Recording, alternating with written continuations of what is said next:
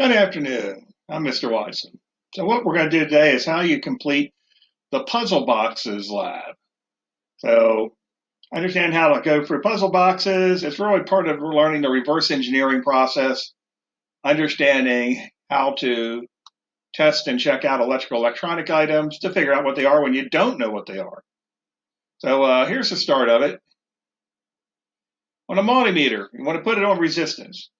For doing this, you do not want to use the sound icon. You want to use the resistance setting. The reason why you need the resistance setting is now we're dealing with items that have more than just wire connections. And then prior to this, we've only been dealing with things with wire connections. Now we're dealing with a set of boxes and they have resistors in there. Next thing is that data charge. You're going to find this in every one of my reverse engineering labs.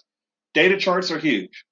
And that is how you actually figure out how things, what you have in an item, how they're connected together, is having the data charts that as you go from point to point, you put in the information you get.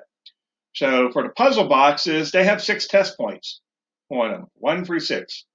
I notice is that, well, here's my data chart. It has test points 1 through 6, both in rows and in columns.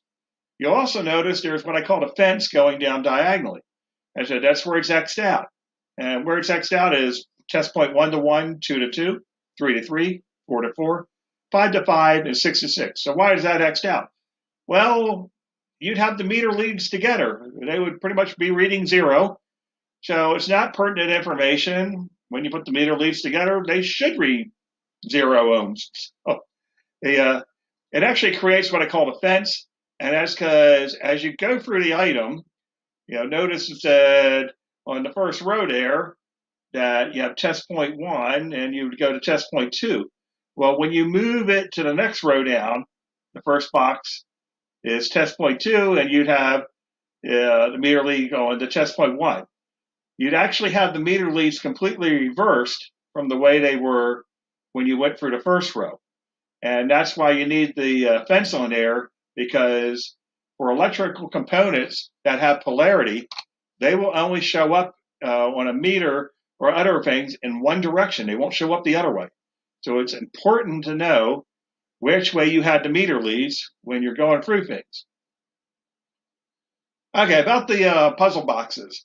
They're built with the following items. They can have a straight wire connection which reads 0 ohms or close to 0.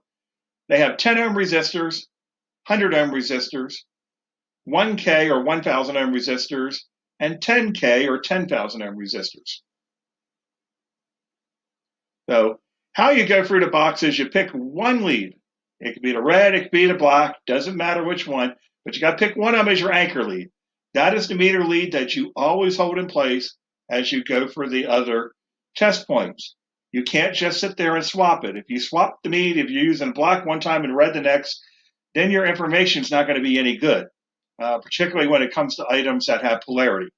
So you have to pick one and always use that one. And the example up here, I believe I used the black one.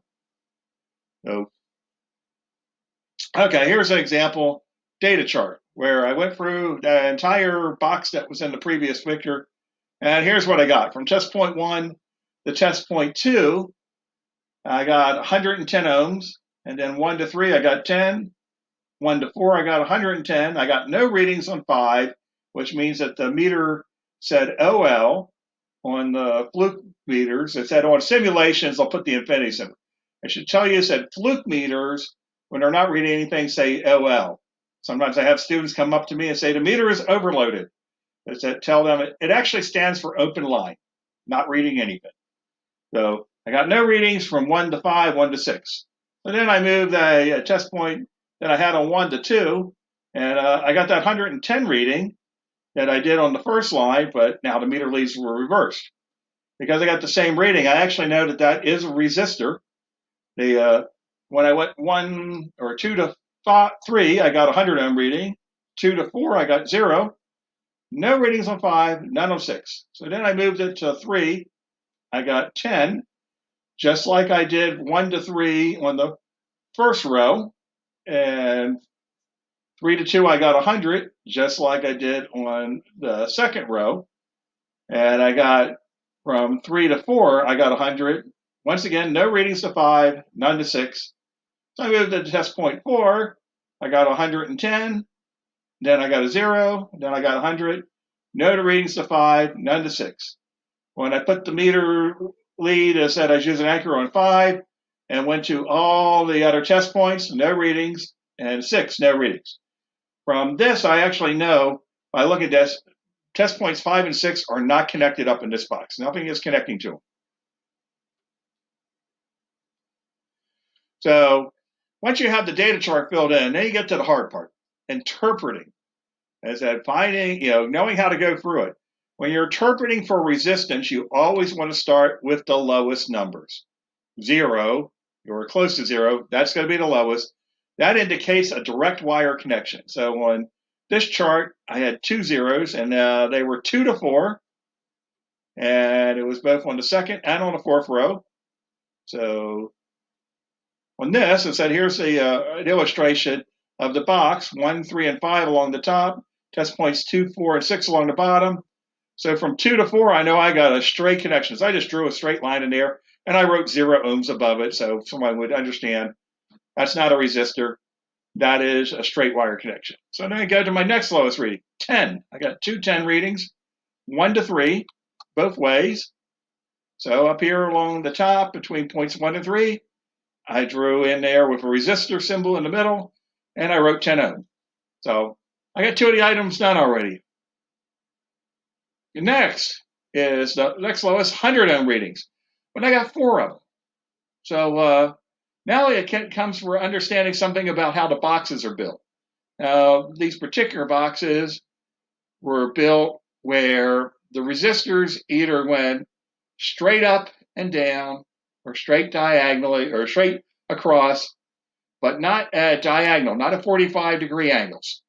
None of those. So when we look at these 4 readings here, let me go to the next one.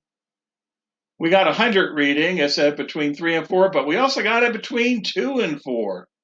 So how did we get the reading from 2 and 4? Well, it was this 100 ohm resistor and a 0 ohm straight wire. So when we have meter lead on 2 and 3, it read 100.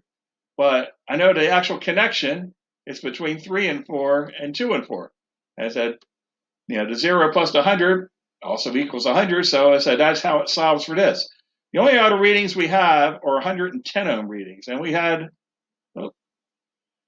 4 of those, just like the 100 ohm readings. I said we had them between points 1 and 2 and 1 and 4. And look at this. Between 1 and 2, well, it's the 0 plus the 10 plus the 100.